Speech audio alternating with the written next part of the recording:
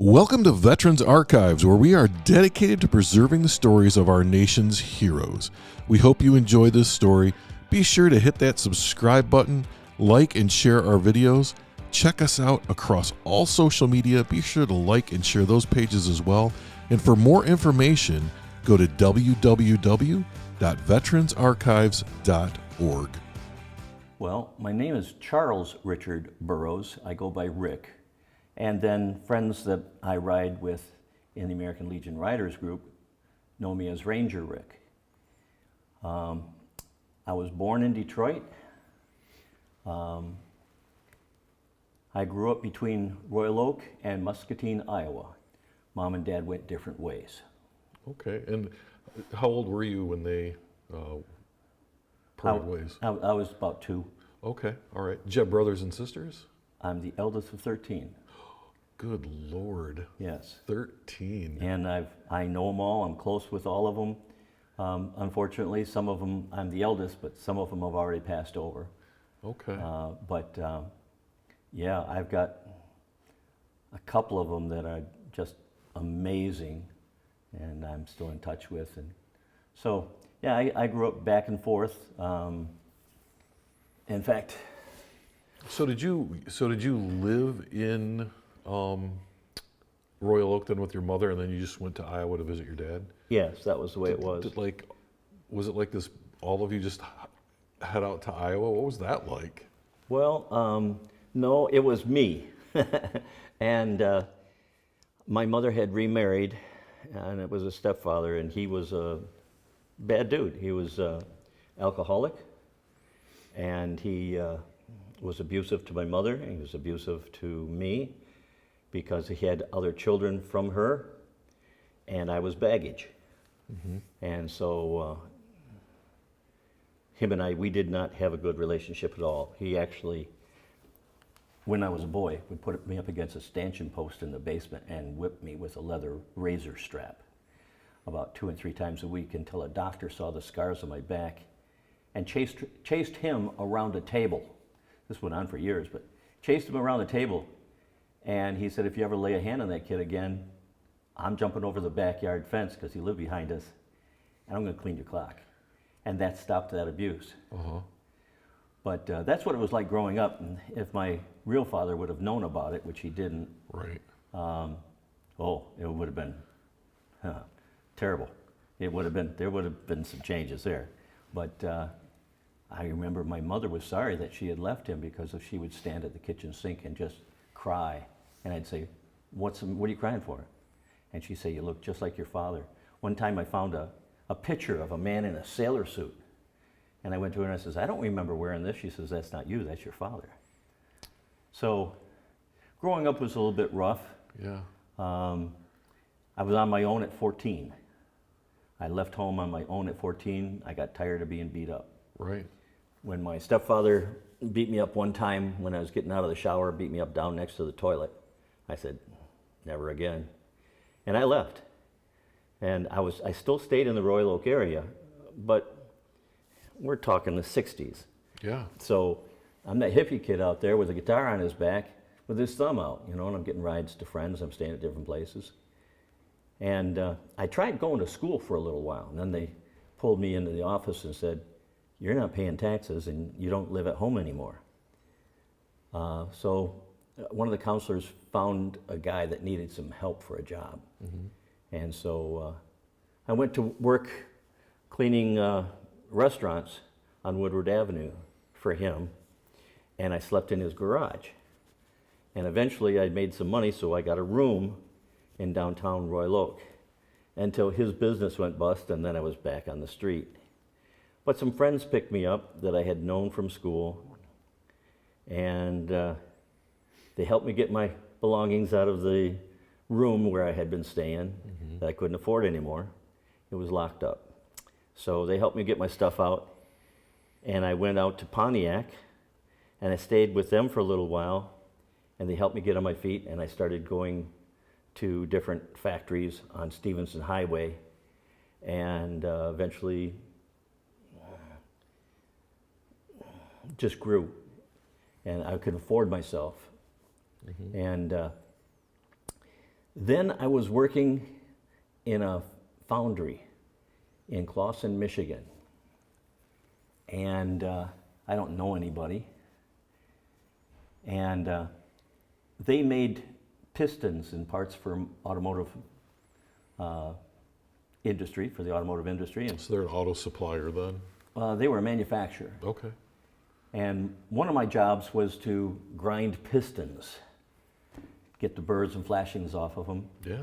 And then they decided I had it together enough that they put me on what they called an automatic polishing machine, which is about the size of this room, maybe a little bit larger. And for anybody listening, we're in a pretty big room. Yeah.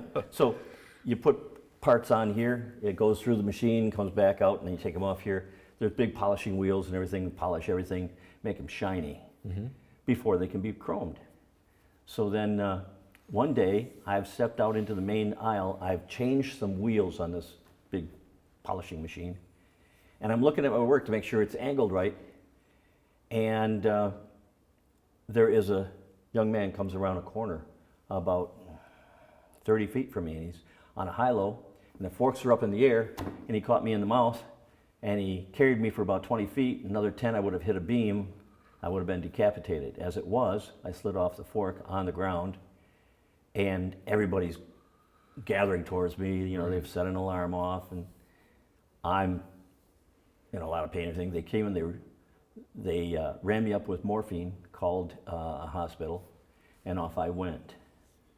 And so I had my teeth and my mouth all wired for like 6 weeks. And then they did dental work to try and fix them. The ones in the front were capped and replaced and stuff. And then I was 17, and I had to sign a release so I could get back to work. I didn't have a parent around at that time to step up and say, hey, I would have been driving Cadillacs, you know. Right. But I didn't have anybody, and I had a room I had to pay rent on. So I signed a release. I said, you know, I'm not going to hold them liable for anything.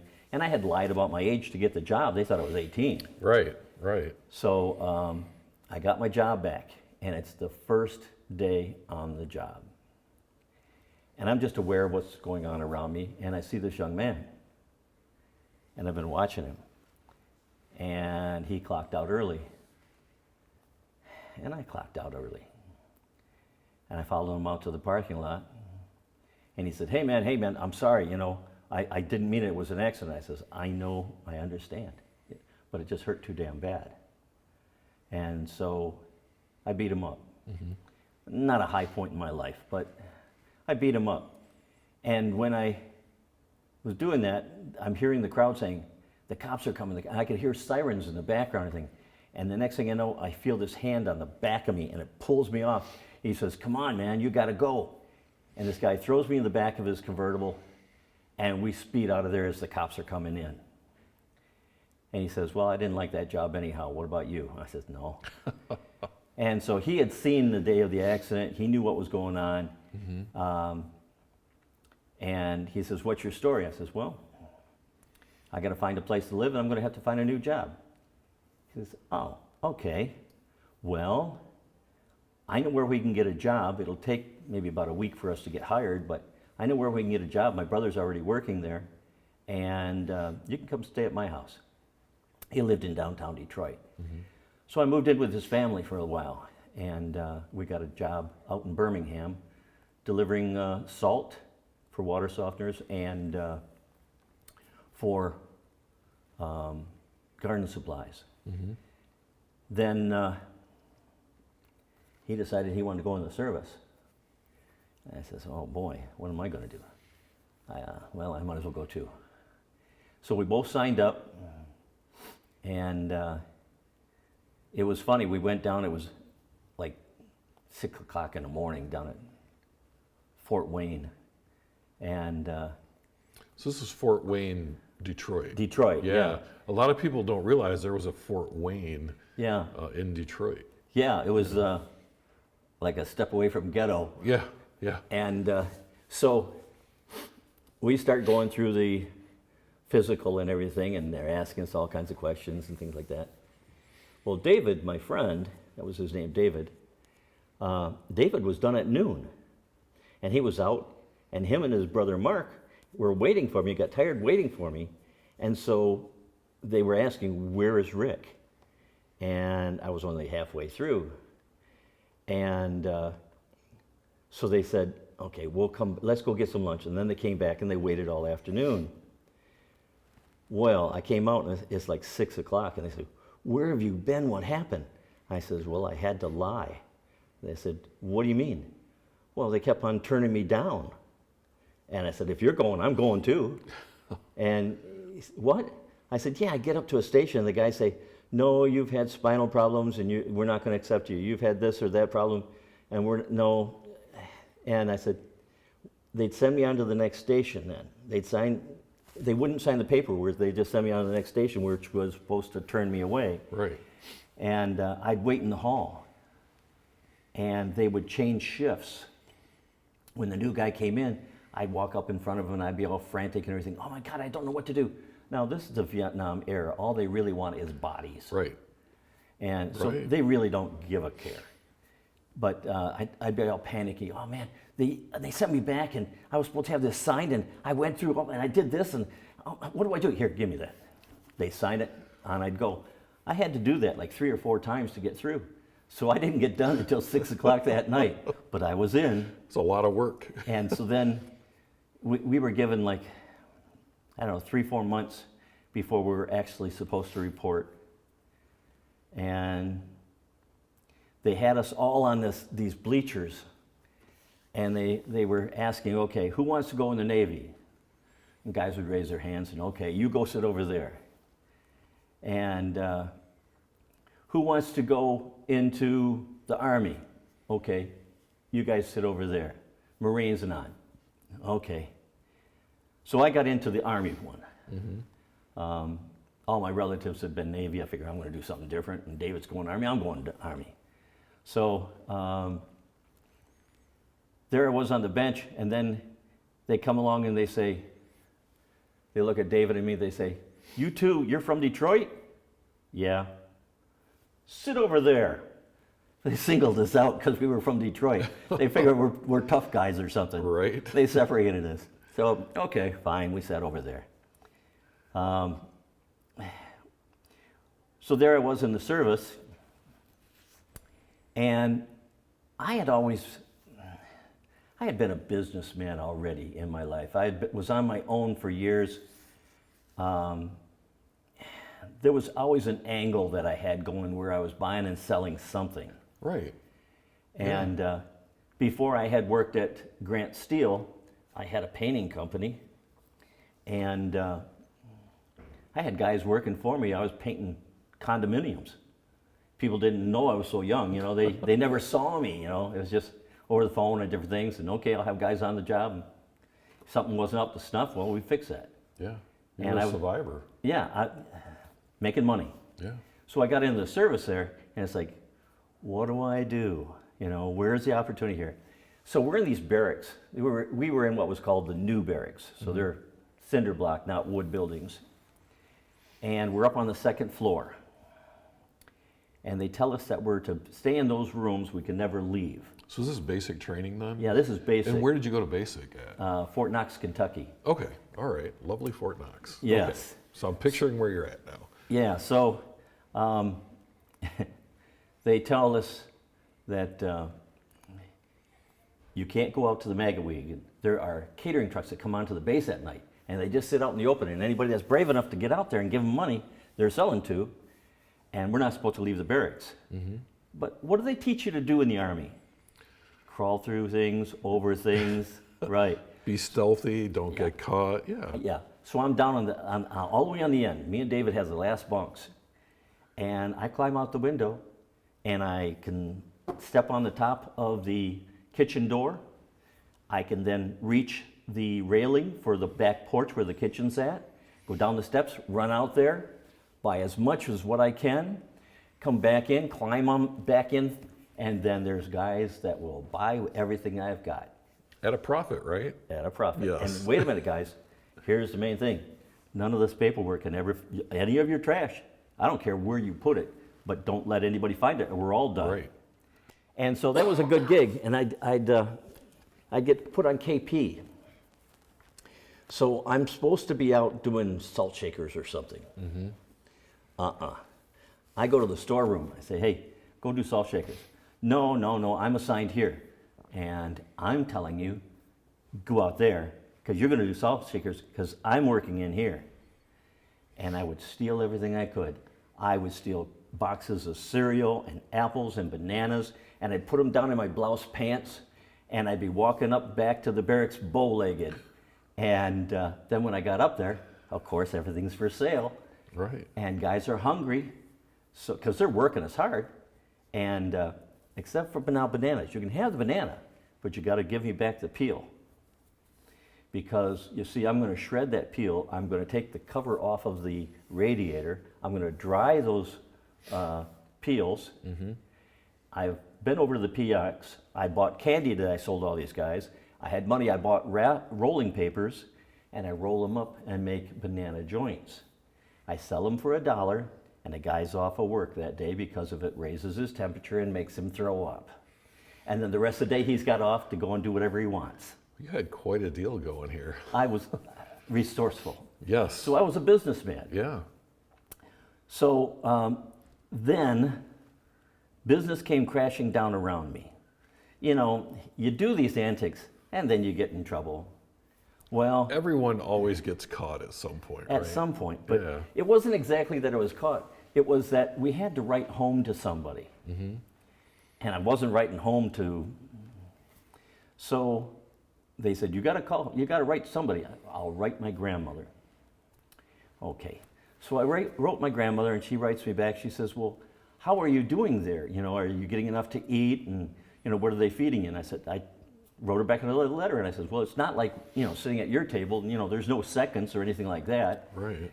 And I says, but, you know, the chow's okay.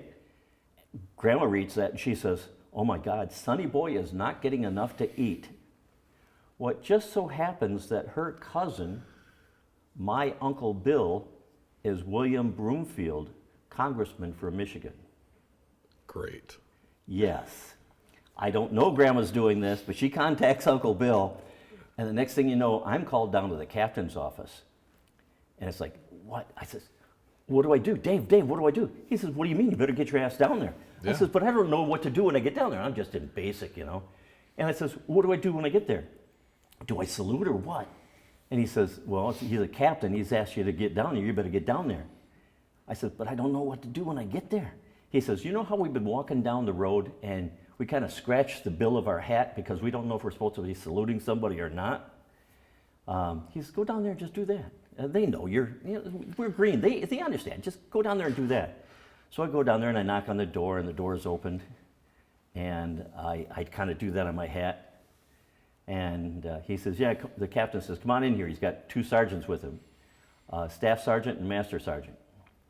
And he says, what's your problem? I says, I got no problem. He says, no, you got a problem. You're making it my problem. What's your problem? I says, I don't know what you're talking about. He says, Eddie's, sit down here. He says, you guys can go. I got this. So it's just him and me now. He says, look, there's a problem here with you. Something about your food? I says, I don't know what you're talking about. Takes his letter and flips it over at me, and I see it comes down from Congress letterhead and everything. I look down at the bottom, I says, oh, that's Uncle Bill. And he says, that's what?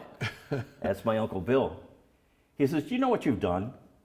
I says, no. I was able to figure out Grandma got a hold of Uncle Bill. Right. This, the other. Well, back then, there was a lot of graft going on. They had food going out the back door for money. Right. And into the community, and that was their little side deal. Well, he says, from now on, he says, this is what's going to be the deal. If you want to go back to the chow line twice, you go back twice. If you want to go back 3 times, you go back 3 times, but you're going to eat everything on that plate, or I'm going to cram it down your throat. Yes, sir. He says, not only you, but your platoon, your whole goddamn company is going to go through that. You get as much to eat as you want. Oh, okay. What am I going to say, you know? That's bad for business, though. Yeah. So, yeah, that ruined his business. And so mine was coming to an end anyhow. So, all right. He says, why didn't you come to me? I says, well, I tried to. He says, what do you mean? I says, I went to the buck sergeant, and the buck sergeant said, if you don't like it, write your congressman. And I didn't know, I knew I didn't want to do anything like that. I didn't want no trouble. Right. So I wrote Grandma. And Uncle Bill and Grandma got together, and here we are. So that letter followed me all the way through the service. Really? Yeah. People would think, oh, lucky you. You don't want to be the privileged kid, you know? You just don't want that. Under the radar is kind of where you want to be, right? Right. Yeah, just one of the guys. Yeah. So the next thing I know is I'm sent to a cook school, and business is good. I had been through a class for typing and for filing. And with the typing class, David and I didn't attend. We marched up the stairs like we're supposed to. Instead of going into the classroom, we went straight ahead into the bathroom and out the bathroom window and over to the PX and drank 3-2 beer all day. And goofed off. Then it came the day of the test. So really quick though, I know what 3-2 beer is because my parents used to drive to Ohio to get it. So anybody that doesn't know, 3-2 beer is... You can't get drunk on it. No, it's 3.2% alcohol, and you could buy it at a younger age in other places. Yeah, so... Yeah, it's like no beer. Right. So anyway, I just wanted we'd sit there all day as something to do, you know? Yeah. But because I had things going, I had business, and David was a pool hustler, and so he was making money. It comes the day of the test, and David had already been talking to the two guys that were going home. It was their last day. Oh. And he comes to me, he says, look, you know, here's the deal. So we went up and we talked with them because we couldn't pass the test. We didn't know how to type. And filing, ABC, 1, 2, 3, come on. So, but I found out later there was guys couldn't do that. Yeah. But takes all kinds. So we get up there and we say, so how are you getting home? This is your last day. Yeah, when we're done with this test, we're out of here. We're done. We're discharged already. This is done. This is our last duty thing. Really, how are you getting home? Well, one guy was going to take a bus to Texas, and another guy was going to take a bus to California. I said, oh my God, that's a long ride. Geez, I've done some hitchhiking. You can make faster time hitchhiking than riding a bus, but wow, why don't you take a plane? Well, we don't have money for that. You don't? How long you been in this Army? You don't have money for a plane ticket home? Oh my goodness. Well, let me ask you a question. What if you had the money to fly home? I mean, you would, wouldn't you? Well, yeah, but we don't have the money. Well, what if, let's just say, we're just talking here. What if, say, some money just kind of fell out here on the desk someplace, and all you had to do was just pass us, not make us first and second in the class, just get us barely by, but we pass. Do you think something like that could be worked out? Yeah, I think that, what do you think? They're talking, yeah, we could do something like that. Oh, well, what's that over there? Money's out. And, okay, well, thank you, guys, See you never. Well, on to a cook school I go. Businessman's working away there. Guys come in, give me a hard time. Their shot record gets missing, whatever. They don't give you a hard time after that. Yeah. Because they got to go and have them all done again. But the smart thing is they would bring me, they made chicken and pies there at this cook school. And every day when they got done in the kitchen with their cooking, I got a tray of chicken. Now, a military tray is huge. Oh, yeah. And it's mounded with chicken legs. And I would get 4 pies on a tray. Those come in. Okay, thanks, guys. Well, of course, I go to the company commander and say, sir, when you go home tonight, because they're living off base, of course. When you go home today, I'd like you to take this pie for you and the family. It'd be nice if you could do that. So I'm thank you, sir. And So things are smooth for me. Right. Now, at night, I wake up a cookie and I say, here's the deal. You get some bread. I don't care how you get it. You get some bread, get some mayo, and we're making sandwiches. And we're slicing pie. And we took them around to all the poker games on base. And at Fort Knox, there's poker games going on everywhere at night. And we're making money. I'm making the larger portion, but he's making money too. That was your idea, right? Yeah. Yeah. So everybody's happy. Then I get transferred.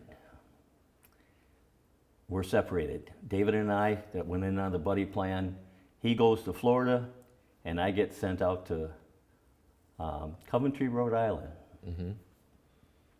And that's where I am supposed to be a clerk typist. So I walk in not knowing that these two clowns that passed us made us first and second highest in the class. So you got a prime job, right?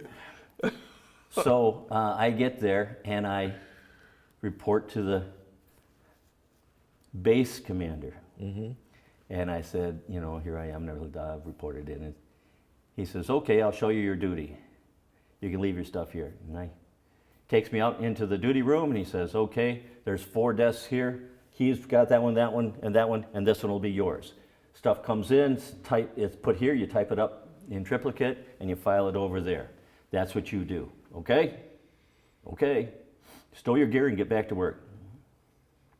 Stowed my gear, came back, and I'm sitting at that desk. Jigs up. What am I going to do? Well, I better go see Lieutenant Colonel Logan. I thought I got rid of you, he says. Well, sir, I've got a little problem. Okay, what is it? I says, well, I want you to remember something. When I came in and I was still in basic, they told me that you, sir, we were to think of you like our mother or father. Is that correct, sir?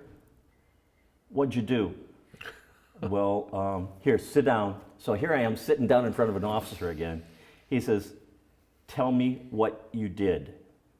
So I told him the whole thing. I told him the whole story. And he says, do you know what I could do? He's laughing so damn hard. He's almost falling out of his chair. He says, oh my God, I own you. I own you. I own you. I own you. He says, I could put you in jail. I could send you back to square one. There are so many things I could do. I could make you start all over again. He says, but I'm not going to do that. I own you. Anything that I need or want, you're going to get from me, right? Yes, sir. He said, all right. As long as those 3 out there can do the work of 4, you're off the hook. Tomorrow morning, I want a car out front, gassed and cleaned and ready to go. And you're driving me. Yes, sir. So then it started, and I ended up like Radar O'Reilly. I'm trading promises for stuff, and everybody back then, the big thing was jump boots. Everybody wanted jump boots. Right. And so we were going to different bases, and after I dropped off the lieutenant colonel, I would go around, where's your storerooms, where's the warehouses and stuff, and I'd go around and find stuff. And I'd make more promises, and I would trade some stuff that I maybe had in the trunk, like some pie or some food or hot dogs, or maybe there were mechanic stuff, tools and things, other stuff that came along my way, you know, making these trades. And then I get the jump boots. So then everybody would be happy, and then I was considered the guy to go to, and business was good, and the lieutenant colonel was happy, and I was driving him up to Quonset Naval Base, and we're getting great lunches, and he wants to go off base to the bars and drink, and he's buying, so hey, that's great.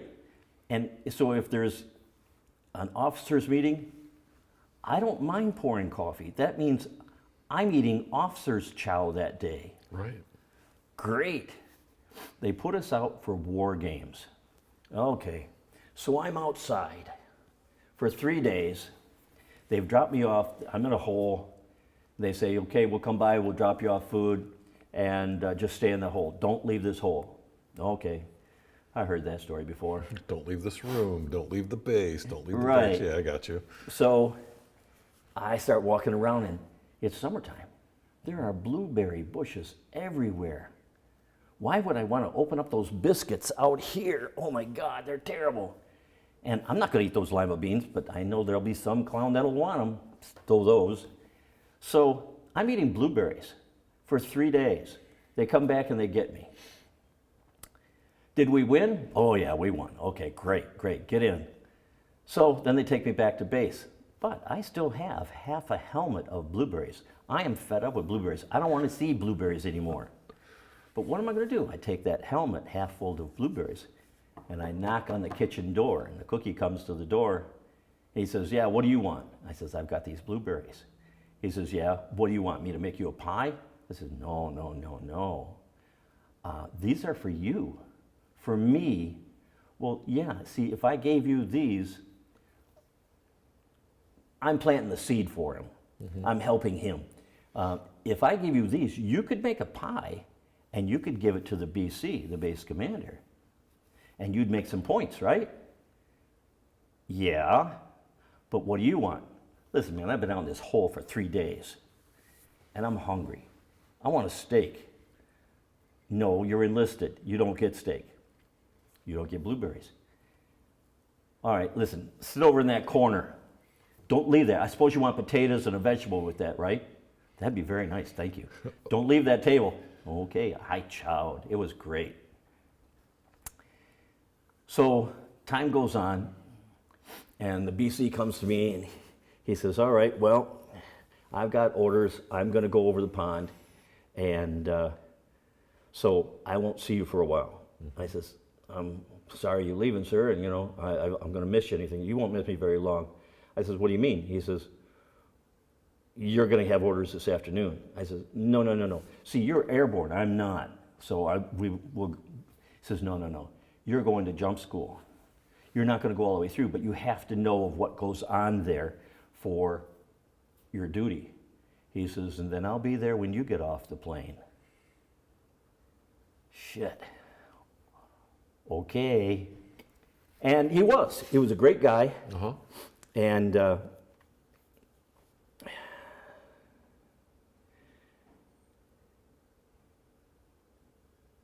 my brother was in country, and he was killed. And Lieutenant Logan came to me, and he said, I got to talk to you. And I got some news I got to tell you about, and it's going to be tough, so brace yourself. Okay. Your brother's been killed, and you're going home. I said, what do you mean? Well, again, there was that letter in my file. You see, when you're sent to Saigon, that's not in country. You're on U.S. soil. So that's where I was at. Mm-hmm. They didn't want to have two brothers lost in the same campaign. So my brother came home, and I came home, and they discharged me early because of it. I got an honorable discharge, but they said, I would be on, I forget what it's called, but you're still in the Army, but for a certain amount of time if they call you for some kind of duty. Inactive ready reserve. Yeah. Yes. Yeah. And so I came back, and they sent me to, the East Coast again, and I went to a Navy base. I was discharged from a Navy base. They had all my papers there, and they said, you're here, you're free to go. And I said, well, I'll hitchhike home then, I guess. And I didn't have any money. And I remember I still had my uniform on, and I walked outside the gate, and I put my thumb out, and two MPs came out after me, and they said, what do you think you're doing? I said, I'm going home, man, I'm done. I got my paperwork, I'm done. And they said, no. You can't hitchhike here. Go on down the road a mile, we don't care. If we can't see you, we don't care, but you can't do it here. Mm-hmm. Oh, okay. Well, I was smart enough to know that if you're in uniform, you're going to get picked up. If you're not, then, oh well. Yeah. So I walked down the road, and I got picked up, The guy took me to a town, and I said, this is good enough for me. I'm just looking for a diner. And I went into the diner, and I sat down at the table, and waitress comes over, and she says, what do you want? And I says, well, let me tell you what I want. I want a steak. You've got a steak. I want a steak, and I want some vegetables. I want a bowl of vegetables. And I want some rolls, and I want some mashed potato and gravy. I want a bowl of mashed potatoes and a bowl of gravy. And then I'm going to want pie for dessert, and I want a chocolate shake. She says, what are you going to do with this food? I said, I'm going to eat it. I want this food. I just got discharged. I'm out. I'm done. I'm going to eat this food. She says, okay. A guy comes out of the kitchen. She's talking with him and everything like that. She comes back over to me. She says, the owner wants to know, have you got money to pay for this? And I says, yeah. I pulled out my cash. I says, I got money to pay for it. No problem. And they lined the table with food, and I just pigged. Oh, my God. I didn't eat it at all. No way I could. But that's what I wanted. Right. I was home, in a way. Yeah.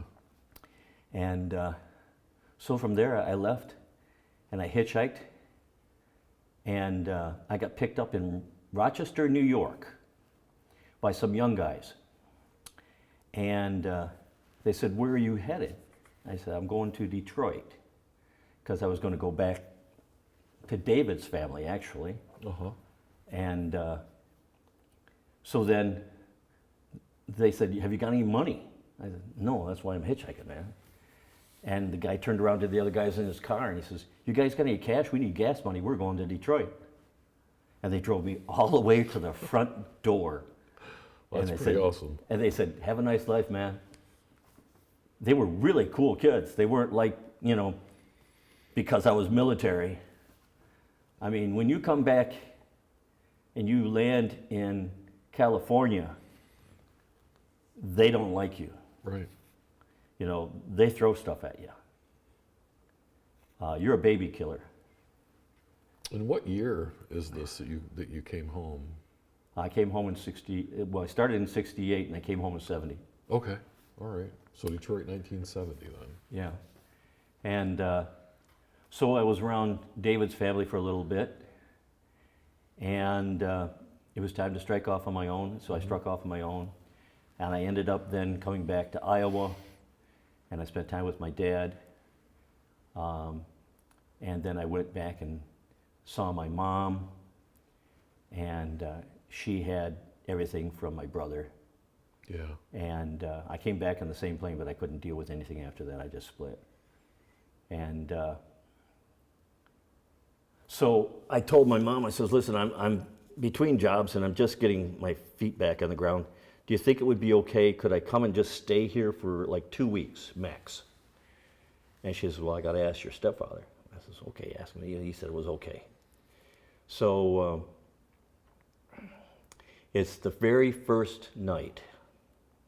And I'm upstairs in bedroom, and I hear some fighting going on downstairs, and I hear what I think is my mom just got hit or slapped or something. I come running down the stairs, and she's on the sofa, and she's crying, and I say to her, did he hit you? She says, never mind, let it go. I says, I asked you, did he hit you?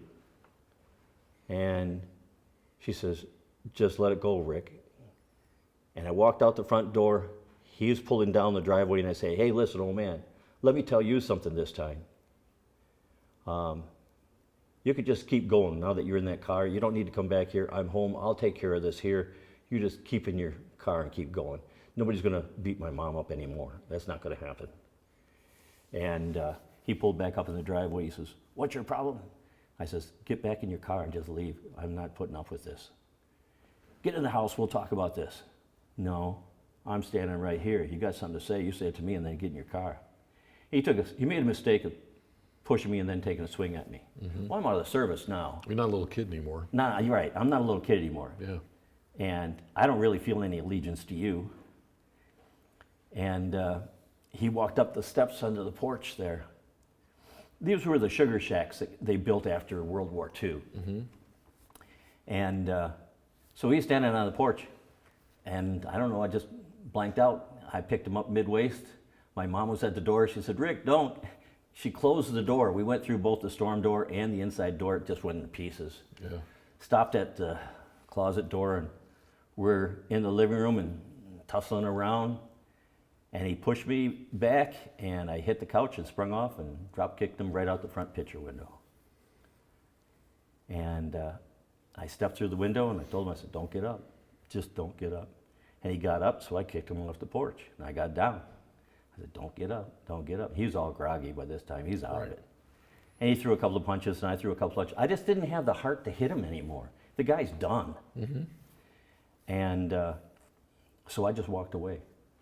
And I went and saw some friends in the next block, and they put me up for a couple of weeks, and I was off and running again. And it wasn't long before, well, I was asked to come back to the house after a couple of weeks. He would never, ever talk to me. Right. But I was asked to come back for dinner, and I did. But I went off in life. And then I met a nice lady, and we were to get married. I bought a house, and she left me at the altar. And now she was, so we were talking off camera. She was actually like the boss's daughter. She ended but up. You didn't yeah, know this. I'm working in a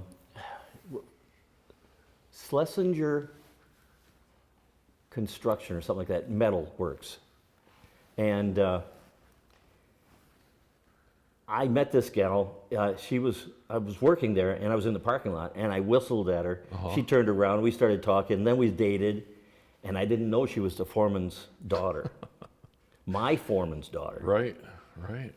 And so then she left me at the altar, and she was pregnant with my child. Right.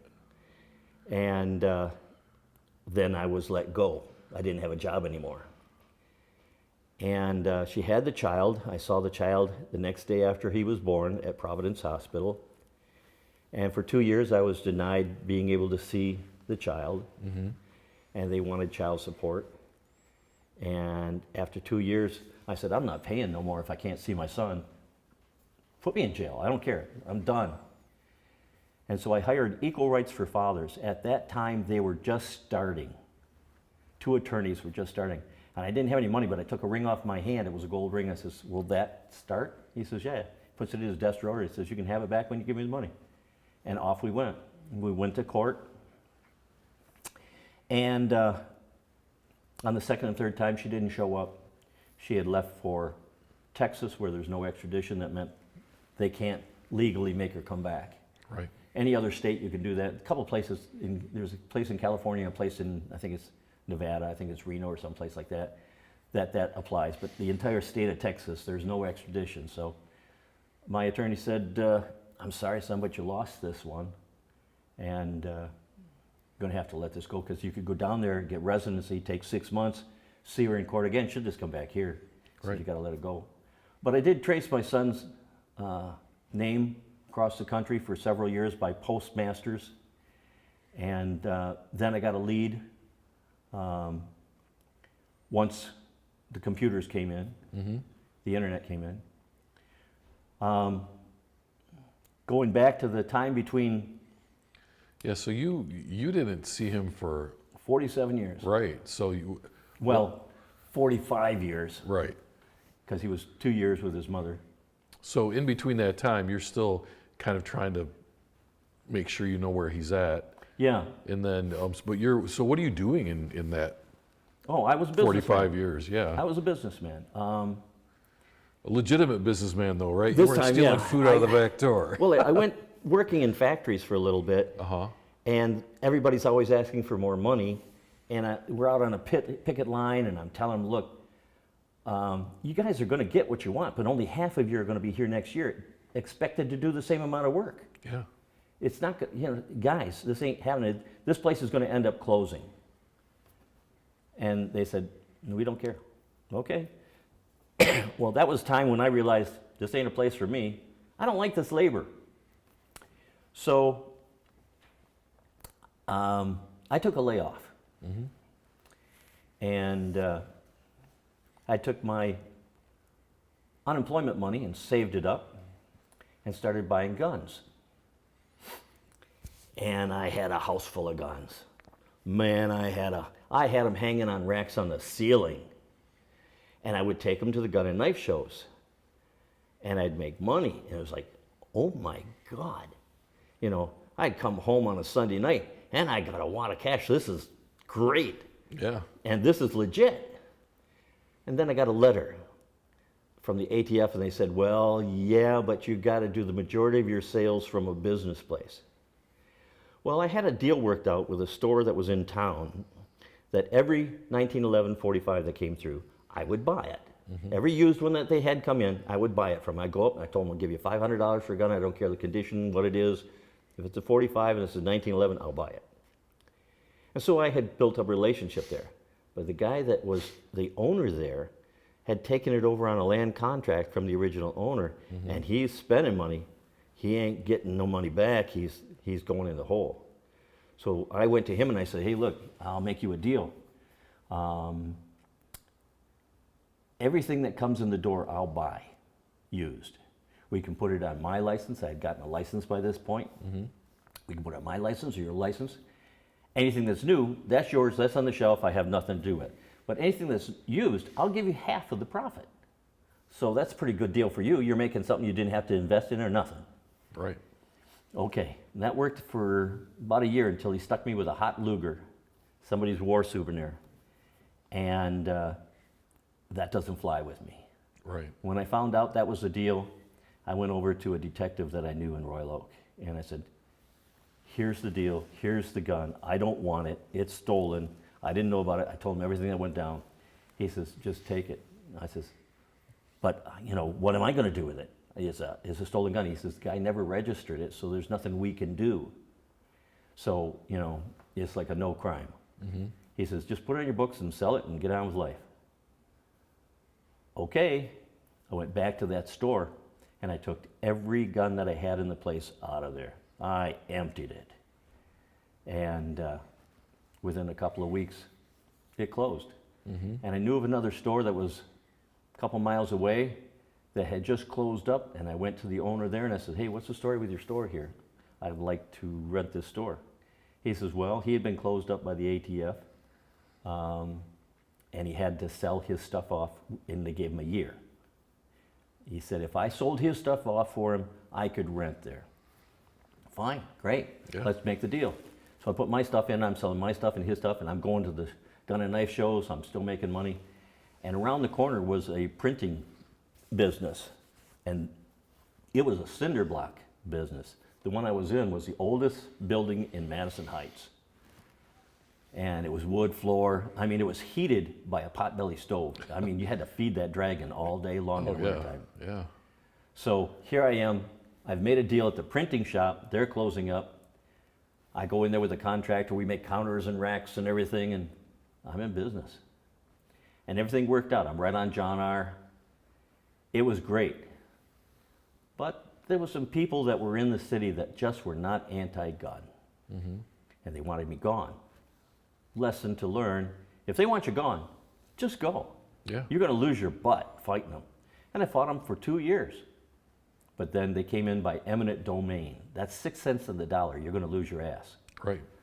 Your best bet when they do that to you, anything you can buy at a yard sale, anything you can buy anywhere, bring it in the door, put it on the floor, because the guy's going to come in, he's going to inventory everything there, and that's how they judge their value. Mm-hmm. And then they give you a check, and you're done. Of course, so how long were you in the business there? Well, I was there for 2 years, and a year before at the place before, and probably about almost a year at the one in Royal Oak. Okay. Which, interesting, became Dr. Kevorkian. Everybody knows about the old Dr. Death. Right. He rented an apartment upstairs from us. Oh. Yeah, he wasn't a bad guy, really. Right. He gave out prescriptions for people on the street that were poor. Yeah, he was German, but it's not like that. You know, he was actually a pretty good guy. Mm-hmm. He was helping people. He didn't charge anybody. It's like, okay. Well, that's So an interesting side note. yeah, so Yeah. So here you- I am, and eminent domain, they give me the money. Okay, I'm going to buy that strip across the road on the other side. They can't say that they got to widen the road there. Right. I mean, I told them, I says, I'm 4 cement blocks back from the road here, you know, and at the corner, you're using half of a block, and you put up a rail. Why are you doing this to me? Because they want you gone, and I'm too dumb to realize I'm just stubborn. So I buy the strip across the road, and I come in and I remodel it, and I put in 2 more businesses. So now I've got a gun shop, a pawn shop, and a jewelry store. Things are going good. If they can't get you out of there one way, there's another way. And organized crime approached me, and they wanted me to put some guns in the pawn shop. I told them, I said, I got a gun shop next door. I'm not competing with myself. Right. And they said, no, we're going to put them in here. And I said, I'm not putting them on the shelf without proper ID. And they left them there. And 5 minutes later, a guy comes in with a gold badge from the State Department. He's been following them. They've been buying guns out of state against the law. Out of state, bringing them to Michigan. They're selling off the sporting arms, and anything that isn't a sporting arms, they're running across the Detroit River to Canada. So I got caught up in all of that. I was innocent.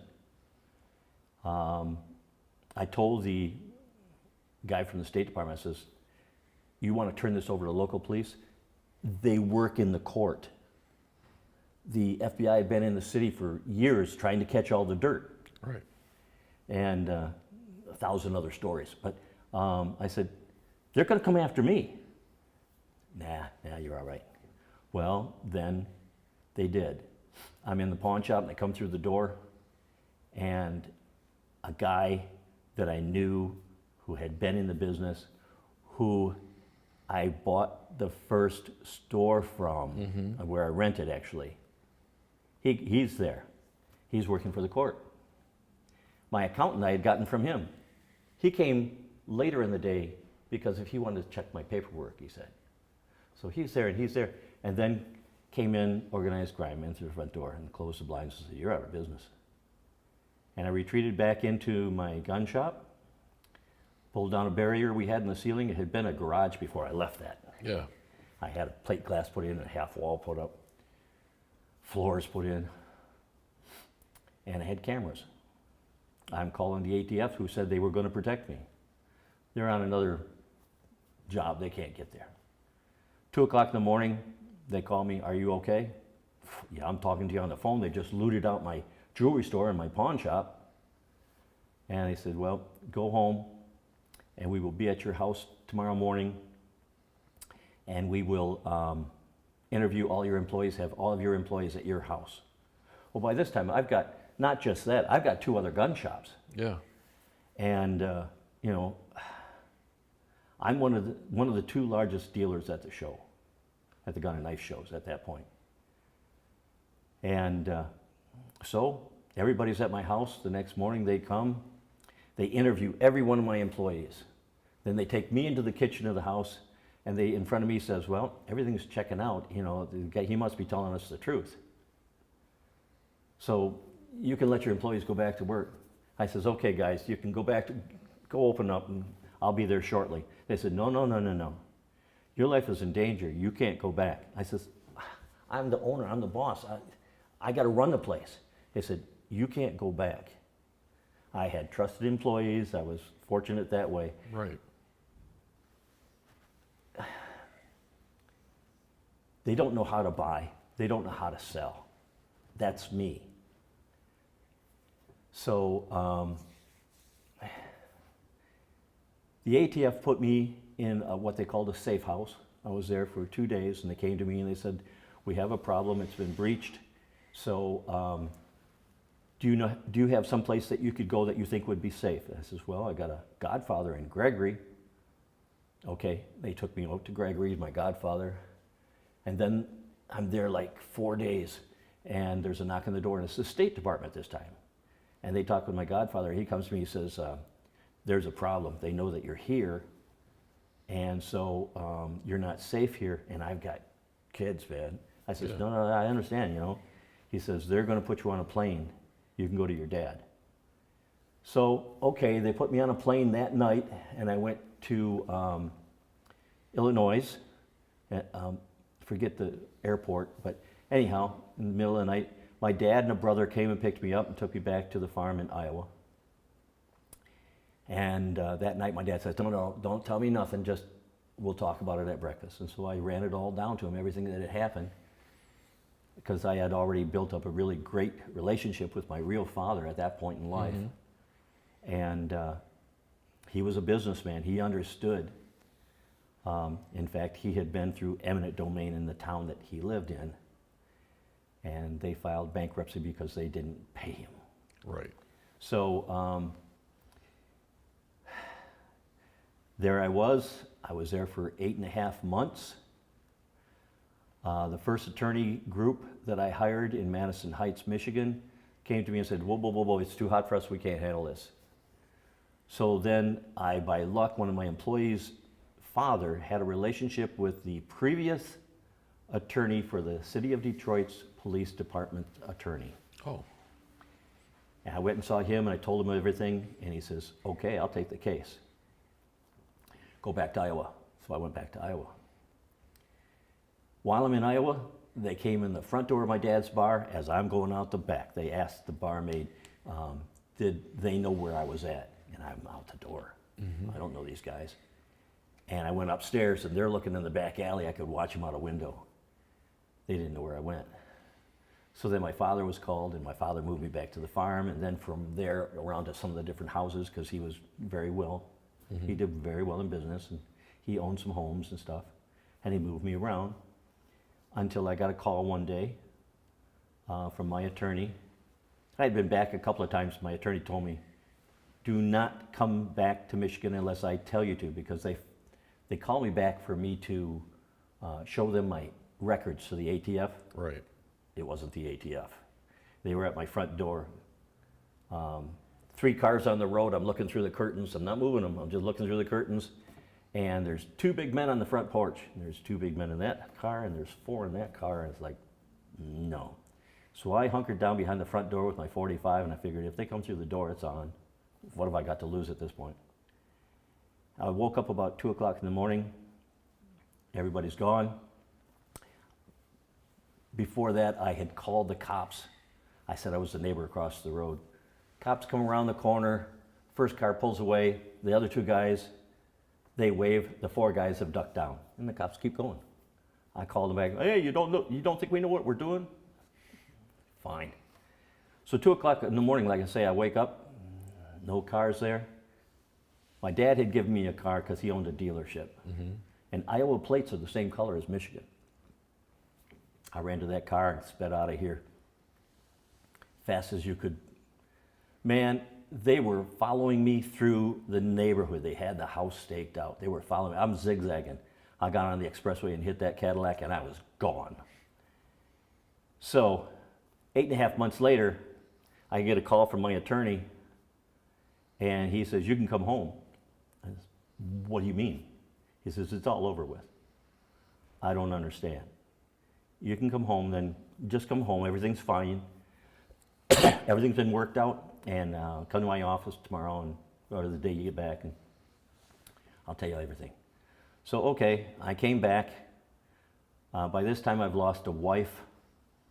I've lost my store because of nobody, 8.5 months, nobody's there to run anything. Right. You know, they've paid some bills from any money that came in from selling anything. All my inventory's gone. You get it from the wholesaler in the spring, you pay for it in the fall. I haven't got any inventory left. Yeah. So I go to see the attorney, and he says, well, here's what's happened. Apparently, you need to talk to your godfather. I says, okay, let's get him on the phone. Okay, so he gets him on the phone. My godfather's closest friend was a multi-billionaire. And because of that, he had attorneys on staff all the time. And he had called my godfather to him and said, what's going on with Rick? And he said, well, Rick's gotten into some trouble, and it's not his fault. This is what I know about it. He says, okay, I'm going to get involved, and we're going to get this handled.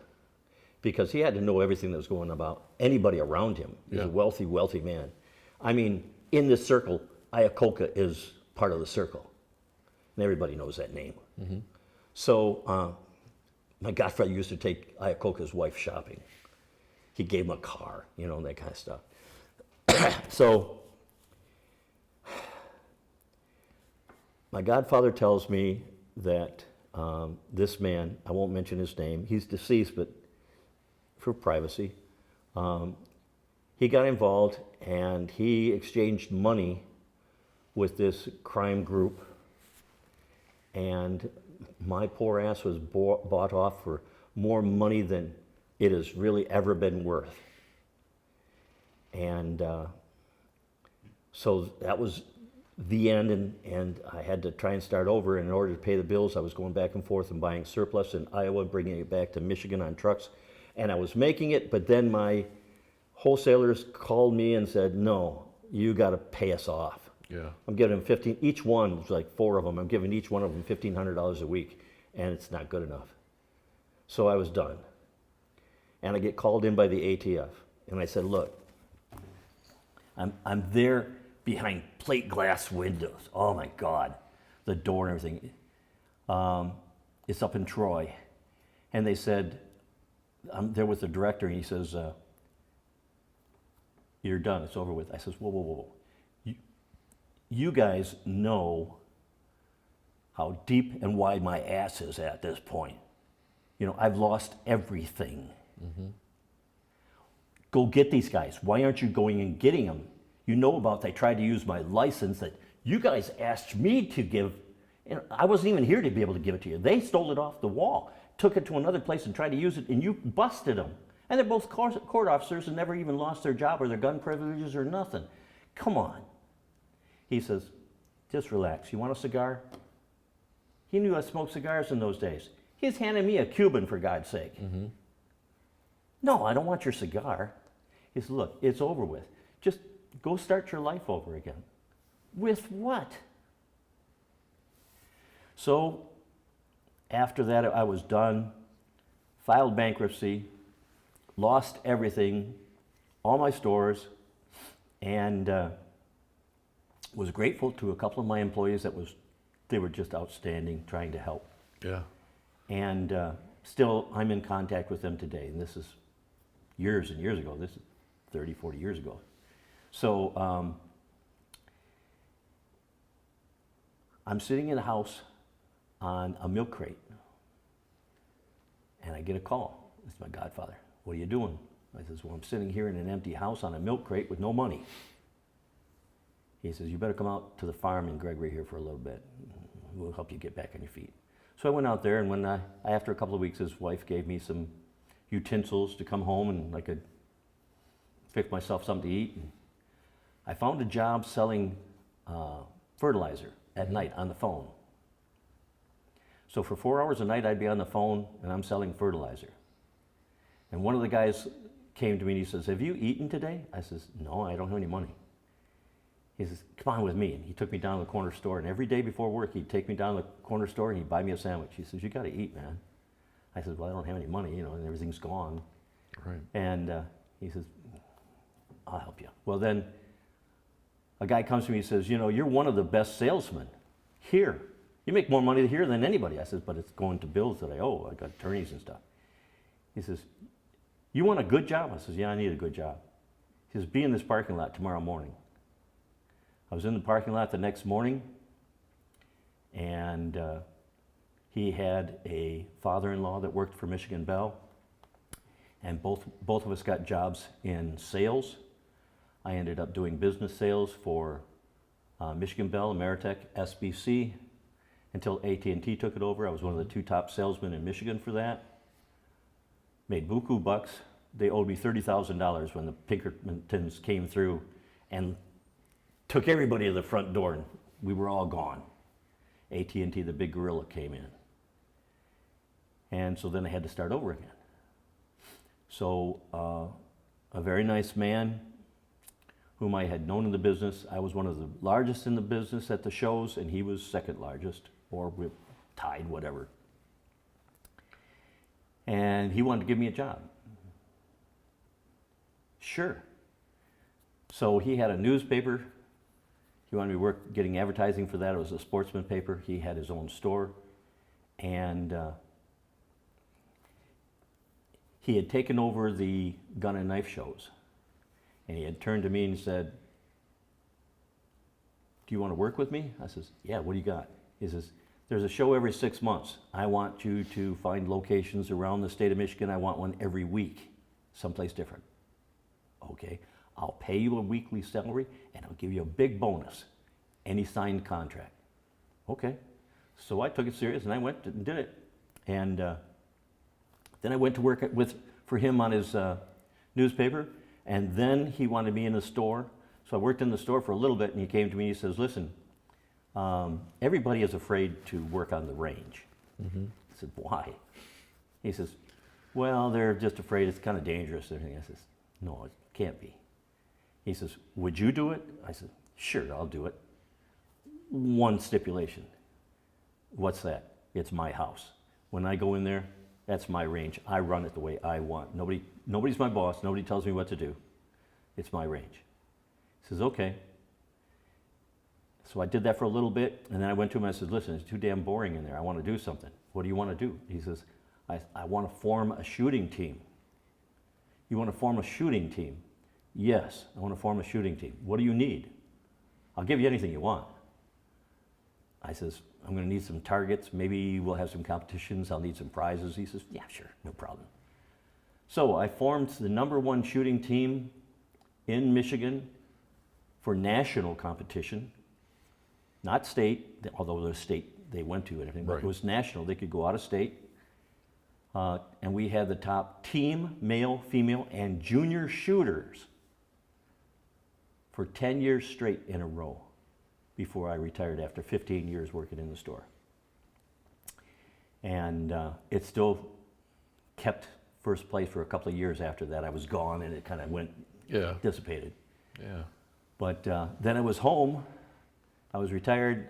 I tried a couple of different places to, just part-time so I wasn't stuck in the house, Right. I tried Walmart, that wasn't for me. Tried Rural King, that wasn't for me. And I heard that this man who had hired me in the gun business had had a stroke. And so I called him, I says, man, are you okay?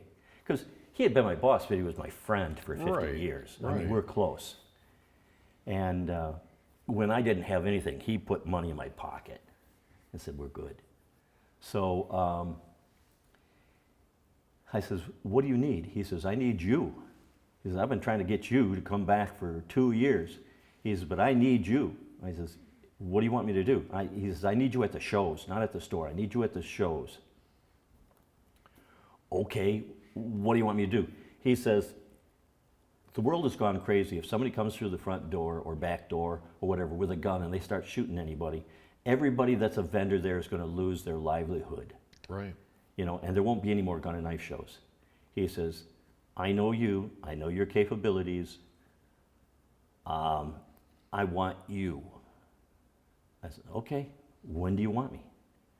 And so I went back working security for him at the gun and knife shows. And it was just supposed to be for a little bit till he got on his feet. It's been 3 years now. He's doing just fine. And he's moved me up in my position at the shows. And so I work part-time, making more money than I would on a regular part-time job. And it's something I know how to do, Right. People come in with guns, they have to make sure that they're cleared. Your average guy doesn't know about the different makes and models like I do. And at one time I was court certified for knowing in handguns, European handguns especially, but handguns, not just what it was by model, but what period, how many improvements had been made on it, and during what period. I knew all of this stuff because when I had my stores, every gun that came in, I took apart before the gunsmith and cleaned it. Then I gave it to the gunsmith, and if I couldn't figure out how to get it back together, then he would show me. Right. And I had the first certified gunsmith in the state of Michigan. I was very proud of that. He made us a lot of money. So because I've got this background, I know how to clear guns, strap them properly, so that when somebody brings one in to sell, it's carried around safe, No ammunition is allowed to come in with it. We hold that until they're leaving. Sometimes they say, I don't want it, I sold a gun. Sometimes they're leaving with the gun in here. Or maybe it's their personal handgun that they're carrying, and okay, I'm sorry, but it's got to be strapped. I'll take your magazine, any other bullets, okay. And I give it back to them when they leave. So that's been my life. Because of my time in the service, some things I don't talk about. Right. I choose not to. I suffer from what is known as PTSD. That's the name for it today. They used to call it shell shock. They used to call it from a lot of different names. Combat fatigue. Yeah. Yeah. But I won a claim with that a year ago, and got a buttload of money. And I had tried 3 times, and the third time was a charm. The person over in Howell for the VA resources is just phenomenal. Livingston County takes really good care of its veterans, I think. Above and beyond, one it's crazy. One of the best counties, and I think that started with Bob Bazat when he was the sheriff here. Yeah. And it just sort of Yeah. carried on. And this last guy that has come in, this guy, he has seen more combat and been decorated more than anybody that I have met personally. He is phenomenal. And so I told him about what had happened with me, and I had turned in these claims, and I'd been turned down twice. They said records didn't exist and blah, blah, blah. He says, you got to let this gal you got to go, come on into the office and talk to her. And I did. And it took almost a year. Yeah. But she followed it monthly, then weekly, and then daily. And when it was stamped denied, she called up the person who denied it on the phone directly and chewed him out and said, what the heck are you doing? This guy is so entitled to it, it's crazy. And he says, well, but he was supposed to go and see this doctor. She said, that was the second set of doctors. He went to the first set. Why would he have to go to a second set? It's on page da-da-da-da-da. And he looked back in the paper. He says, oh, my God, yes, he has. He's met all the qualifications. He says, I'm stamping this and walking it myself personally right over to accounting now. Done. She called me on the phone. She says, well, I've got some good and I got some bad news for you. She says, what do you want first? And I says, I don't care. I'd been turned down twice. I'm expecting bad news, you know. Right. And I says, just tell me. She says, well, the bad news is it's done. I says, yeah, I figured, you know. She says, and you won. I said, what? And she says, you won. I says, wow, that's phenomenal. She says, now, do you want to know how much money you're going to get? I says, okay. She says, are you sitting down? I says, no. She says, sit down. I'm not going to tell you. Let's just sit down. Okay, I'm sitting down in the dining room. My wife is in the kitchen making dinner. And she says, this is how much you're going to get. And it was thousands and thousands and thousands. Yeah. She read me the number, and I went, what? She says, you will be getting a check inside of 2 weeks, and it's been set up to go into your bank account. Plus, I also added at the last minute, so it didn't go afoul, that your wife is your caregiver, and so she gets as well, and you are going to see in your account this much, and monthly you are going to receive this much as well, which also includes her portion of it.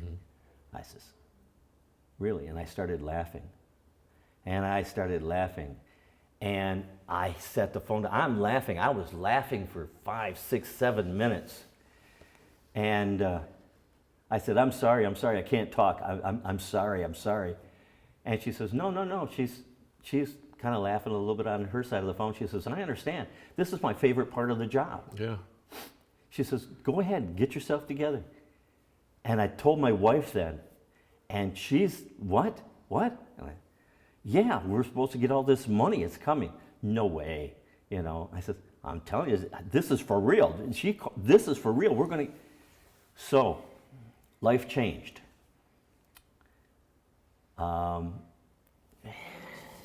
We no longer need to go to a food pantry to get food. Right.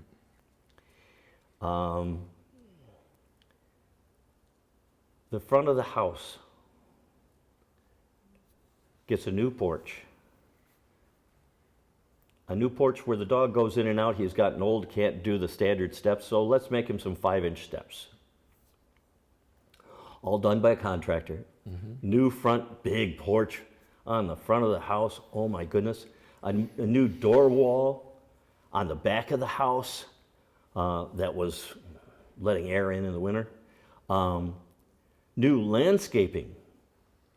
And they came out and they said, what does your wife want? And I says, I don't know, I got to go get her. I brought her outside. And they said, well, we could suggest some things. She says, I don't know. You know, they turned to me and I says, well, I like roses. They said, okay, put roses down. Okay, what else do you like? I says, I don't know, there's big flowers. I like big flowers. Yeah. And my wife started naming a couple things she liked. They said, okay, we'll landscape the whole thing. We're going to bring in mulch. The whole thing is going to have flowers in it and small little flowering shrubs. The sidewalk will be straightened. It was just patio blocks. We were in the country. Right. It was like, oh my goodness. And so we got to watch all of this being built. And then I hired a contractor and didn't have a garage. I had him build me a barn. Nice. If we built a nice big barn, you can only build it to half the size of your house. But he might have fudged over the line a little bit. It passed. And it's a wooden barn. They won't allow, where I live, steel barns, but it's a beautiful barn with cement floor and everything. My motorcycle is safe there. They tried to steal it twice from a woodshed. Sheriff said, I didn't think that anybody would booby trap a shed like that. I says, I do. I'm a non-vet. No, you ain't getting my bike. So we got a beautiful barn, gravel in the driveway, the house all fixed up.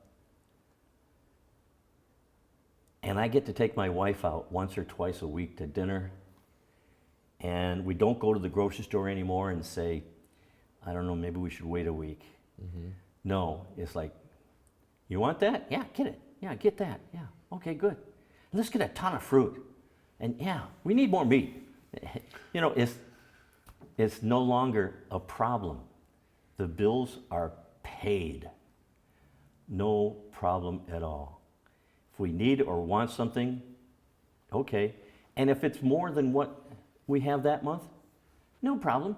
There's another big check coming. Besides our Social Security, pays all of our bills now. Right. And then gives us a little bit left over. That's the way I set it up. But then we get this check that comes from the VA every month. Dependable. You can count on it, oh my gosh, and it hits the bank account, and you can buy big things. This fall, I'm going to buy me a tractor. I'm going to buy me a 6-foot wide zero turn. It's not going to take me 4 hours to do the lawn. It's going to take me an hour. And I'm going to get more gravel. I'm going to build in a little side part on the barn. I'm actually going to carpet part of the barn where I keep my bike and all of its trophies, because it's a rare bike. Yeah. I got lucky when I found it. So life is good now. And a week and a half ago, my son that I've been talking to and texting, whom I found 7 years ago,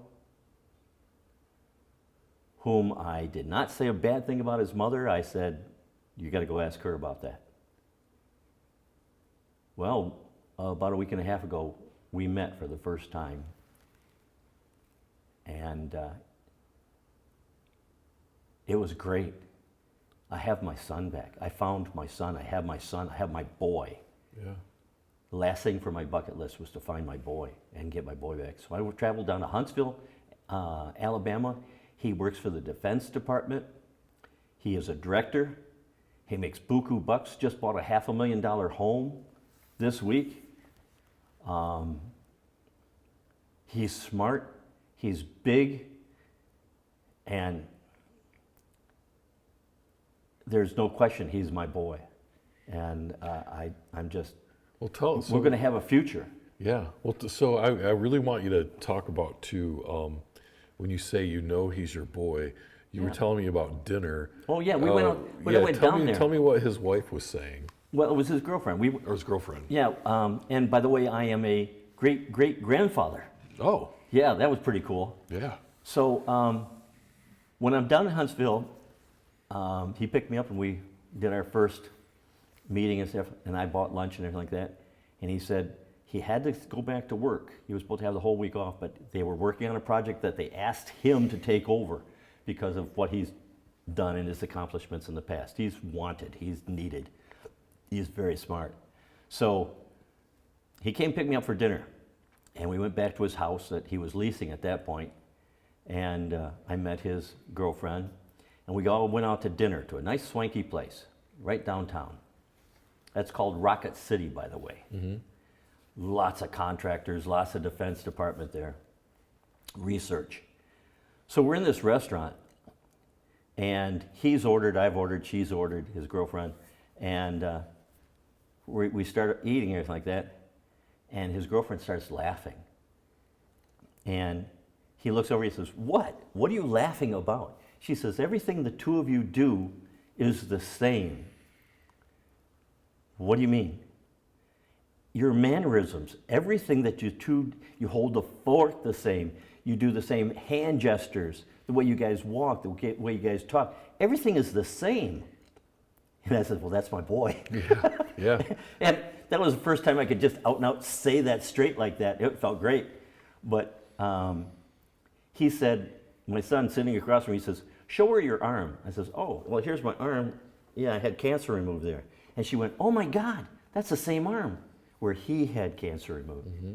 And he says, "Well, tell her the rest of it." I said, "Yeah, well, I had cancer 3 times in my head, one under my brain, one at the back of my neck, and one on the top of my head." And she says, "Oh my God, you had 2 on your head too, in the same place." And he just laughed. He says, "Yeah, okay." My son and I at this point have been able to talk about growing up. Uh-huh. And the way he grew up, and his stepfather, and the way I grew up, and my stepfather, they're the same story. The only difference is he didn't beat his up, his father died. Yeah. So, yeah, when I say I've got my boy back, it's in so many ways. I'm kind of completed because of, there he is. And then his son, if you take a picture of one of his sons who graduated from the university down there, if you take one of the pictures of his son and me at the same age, they're like looking at twins. Yeah. It's crazy. So, yeah, I'm on cloud 9 because of, I found my son, I have my son back, and everybody that knows me, and I do mean everybody, because I've worn a lot of hats. Another hat I wore was in the ministry. I founded the Garden Path of Spiritual Light Church in the city of Detroit with the sole purpose of helping orphan children. Mm-hmm. And after 19 years of speaking around Detroit and serving churches from Canada to Lansing, 6 different churches every month, pastoring a church over in Roseville, I retired and moved out to Fowlerville after 19 years. So people know me. I put on motorcycle shows. Mm-hmm. And so people know me. I've been with the American Legion and built things there that brought members in from, I was the 7th rider, active rider in Howell, and it grew to 130 because I started doing the blessing of the bikes there. Now I'm over in Brighton. I was asked to go over to Brighton and start the group up over there, help, and I'm the assistant director for the riders. in Brighton. So people know me, and everybody that knows me knows Rick found his son, Rick got with his son, Rick met his son, and they're all congratulating me, they're all happy for me. I got so many smiles, I got so many texts, and I shared pictures with so many people. What can I say? I'm a proud papa, grandpapa, and great-grandpapa. I have a family out there that I hadn't known, and I've got life on the clock yet that I can meet them and know them, learn about them more. My son's going to be coming here in the spring, and I'll be going back and forth. Once he gets settled in his new home, he wants to get a car, and he wants to build a hot rod. And I told him, I says, let me know, I'll come down and help you, because I'll have the means now. Right, right. And I didn't have the means before, but I do now. And besides that, he's well healed. Oh my God. Right. So this $500,000 home that he bought, that's all brick, just gorgeous, huge rooms in it, are just absolutely take up my whole house. But I'm on cloud nine. Life is great right now. Yeah. And the things that I learned while in the service have served me well. Only now they're legit. Yeah. You know, after I came out, everything went legit, and so I'm known. I was working in Mason, Michigan, and I was teaching people how to shoot. I was helping people get their concealed pistol licenses. My wife and I will be all the way over in Heartland shopping at a Rural King. And somebody comes up and says, hey, you're Ranger Rick. Yeah, that's how I'm known, because I was the range officer there. The manager thought he was going to kind of stick it to me a little bit by teasing me, because I was the range officer and my name's Rick. Right. He started teasing me, calling me Ranger Rick, like the little raccoon children's thing. And I didn't know about that. I just took it to heart, and I said, yeah, okay, I'm Ranger Rick. And to this day, even when I'm riding, on my vest, it has, here, someplace. Oh, there it is. It's got Ranger Rick. That's my road name. Everybody knows Ranger Rick. I can walk into a club, a motorcycle club, people know who I am. Even if they've never personally met me, they know of me. Mm-hmm. So many places. So anybody that knows me or knows about me, knows I found my son, because I talked about it my whole life to everybody. Yeah. And here you are. And here I am. And so now I'm 75 years old, and I'm living the dream. It took a long time to get here, but I'm living the dream. Well, and I want to ask you a question. I mean, all the way back to, you found that picture of a guy in a sailor suit and found out that was your dad, and it sounds like the genes run strong in his family, because you all look like each other. Yeah. You have gone from leaving home at 14 to time in service, serving in Vietnam, running your own business, having it all and having nothing, and having it all and having nothing. And here you are today. We're having this conversation. I wouldn't have guessed you were 75, to be honest with you. But it's all come together. You're married. You have a nice place to live. You have the means to take care of your family, and now you've found your son. So that's a really good story.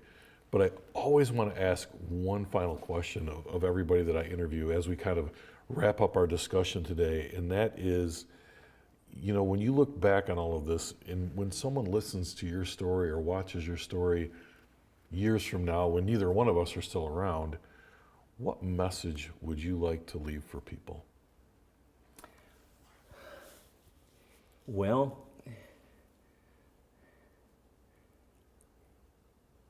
two things. First thing, while I was in the service, they said, why did you enlist? And I said, because I want to hear the other side. There's all these anti-protests. I wanted to learn the truth. I wanted to see the other side. And so I've learned it. I believe that was a war that never should have been fought. I believe that war makes money and bails out economies at the expense of children. When you have the capability of doing it without using soldiers on the ground, in the field, why in the world would you lose so many lives? Don't tell me about population control, because we've got the science to be able to feed everybody. That would be number one. Mm-hmm. Pay attention to who you vote for. Learn, listen, be involved. Don't just listen to what somebody else said. Do the research. Your vote counts. You're free because of you get involved, not because of a war. People talk about the Declaration of Independence and all this. No, you're free because you pay attention and you get involved. That's why. If you're a vet, get to an American Legion Hall or a VFW Hall. I don't care what your feelings might be about it, but go and check one out. I didn't for a long time. I didn't go to the VA for healthcare for a long time, and then I found out there's good and bad ones. The one in Detroit's a sewer. The one in Ann Arbor, they give me such great care. I've had operations that didn't cost me a dime, cancer care, doctors that stood on a phone yelling at surgeons, why haven't you seen and done something about this? Go to the VA. Mm-hmm. They really are there for you. Now, again, there's always good and bad. There's good and bad people. There are lazy people out there. Don't be one of those. And then the other thing is, I'll pass along a lesson that my father taught to me. My father was successful in so many ways. He had so many businesses all at once.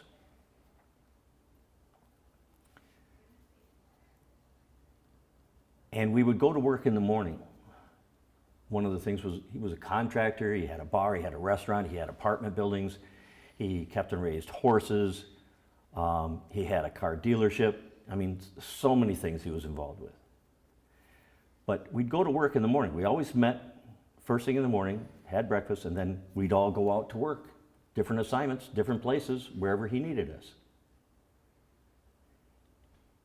You see people come home at 3, 4, 5 o'clock, put their feet up, grab a beer, they're done for the day. Boy, they're glad they're home. If you're doing a job you don't like, find one that you do and do it. You'll be more successful. You don't think you can? Get somebody that'll help you. Take an idea and don't be afraid. Get out there and build something for yourself.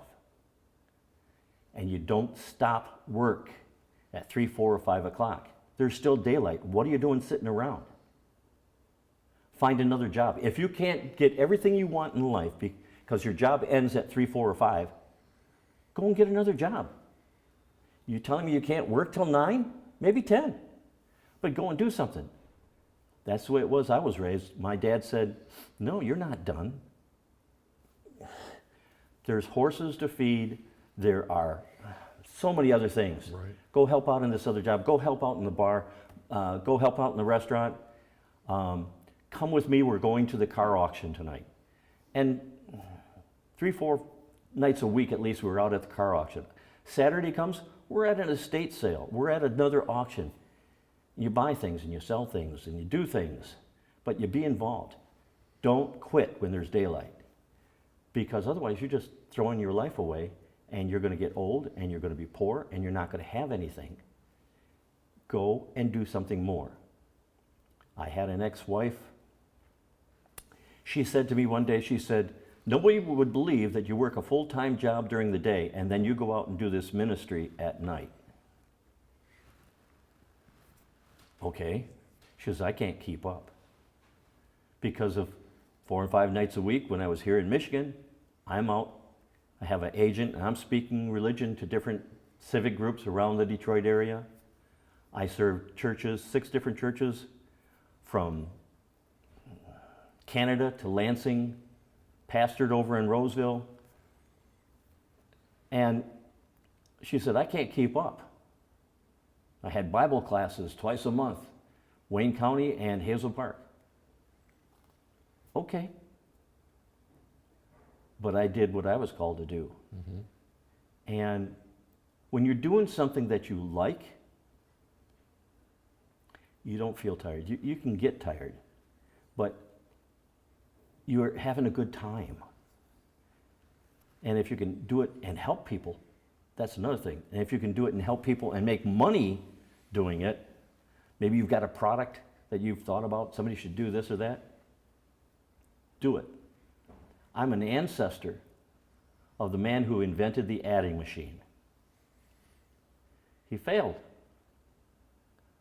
But today, everybody knows of Burroughs Corporation. A lot of people in Michigan know that one time there was Burroughs Farms, same family. Yeah. And I'm registered at the Ford Fairlane estate as being an ancestor of John Burroughs, another family member, horticulturist, one of the 4 horsemen, Ford. Firestone, Edison, John Burroughs, and Ford. So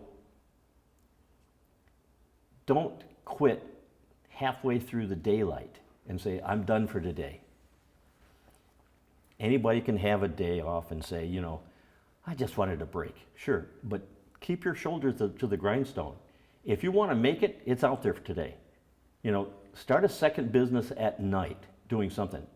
You know, I even thought, at one point, I wonder what would happen if I bought a bunch of apples and I started going door to door and say, I'm selling apples. Would you like some apples? I wonder if a guy could make money doing that. I mean, they used to have fruit carts that came down the streets in Detroit. Right. And people complain about going to this store or that store and they can't get good vegetables or fruit. Well, go down to the Eastern Market and buy some. Try selling them. I don't know. But find your own idea. And instead of quitting at 3, 4, or 5, go work on your own idea. Maybe it's just something you think, build yourself an airplane. I don't care what it is. But go and do something. And you never know, as people see you being steadfast, having the will to do it, they'll say, what can I do? Can I help? The next thing you know, you're off and running. Right. Because they'll find that idea good too. Right. And if the idea fails, well, who cares? You tried. Find another one and do it again. Keep doing it until you're a success. I've been a success. I've lost it a couple of times, but I've been very successful in my life. Now, I'm at a point in my life where God has blessed me, and it's not about money anymore. I'm 75. But that doesn't mean I don't think about, I wonder what I could do. You know, I wanted to have a bakery at one point. My wife says, nope. So, okay. But there are still ideas that people can grow to make themselves prosperous and to help their neighbors and help this country. Find one. Just think of one. Go do it. Even if you only start part-time. I've never had any job that I started full-time. Right. Everything always started out with the first one, and then buy another, and then buy another, and then buy another. But just make sure you sell them at a profit. And sure, sometimes you're going to have to break even just so you can, I learned a mistake. I'll do better this next time. Okay. But just don't quit. Yeah. That's what I would say to anybody. I would say, don't quit. I think that's great advice for people. Absolutely.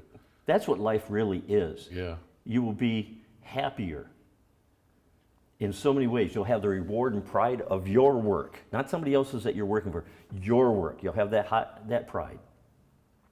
You'll have the pride of the responsibility of being able to help others to lift themselves up. And you'll be known, and that gives you a little bit of attention. And just remember, when it comes to that, be humble. It's hard, but just be humble. I think that's a great message for people. That's my story. All I'm right. sticking to it. All right. Well, thanks for taking out time today to sit and talk with us. It's been great to meet you and hear your story, Ranger Rick. We appreciate it. Thank you so much. Thank you for watching Veterans Archives. We hope you enjoyed this veteran story. Please be sure to hit that subscribe button, like and share our videos, as well as checking us out on social media. We're on Facebook and TikTok, LinkedIn, X, and Instagram. Be sure to check out those pages, share, and like. And for more information about what we do, go to www.veteransarchives.org.